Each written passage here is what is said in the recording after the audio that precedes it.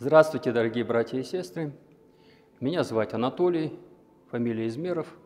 Я клирик храма Христа Спасителя в честь Рождества Христова города Алматы.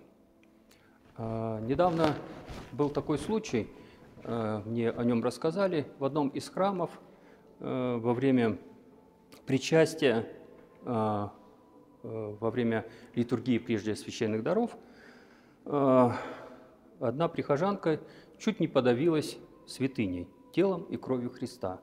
Из-за того, что частичка была крупная, а у нее было такое представление, и ей об этом говорили какие-то бабушки, советовали, предупреждали, учили, что ни в коем случае нельзя при причастии разжевывать ту частичку, которую тебе вложили в рот. То есть не жуй, а глотай. Как ты будешь зубами трогать тело Иисуса Христа, говорили они ей.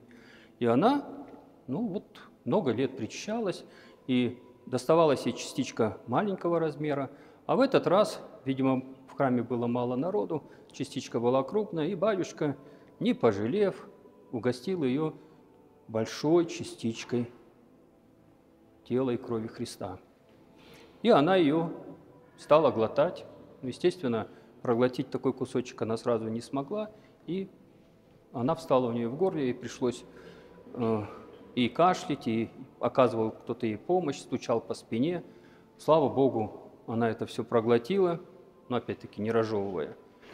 Но теперь она так делать больше не будет.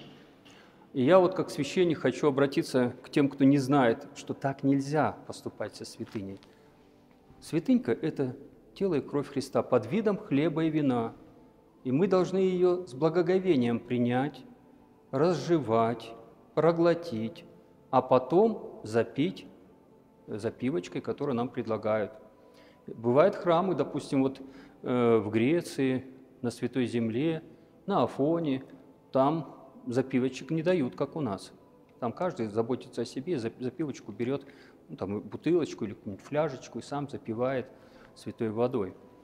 Но не суть. Главное понимать, что нам после причастия надо не разговаривать, не отвлекаться, а внимательно бодрствовать. И это важнее, чем не разжевывать частичку. Такое суеверие, конечно, может привести к плохим последствиям.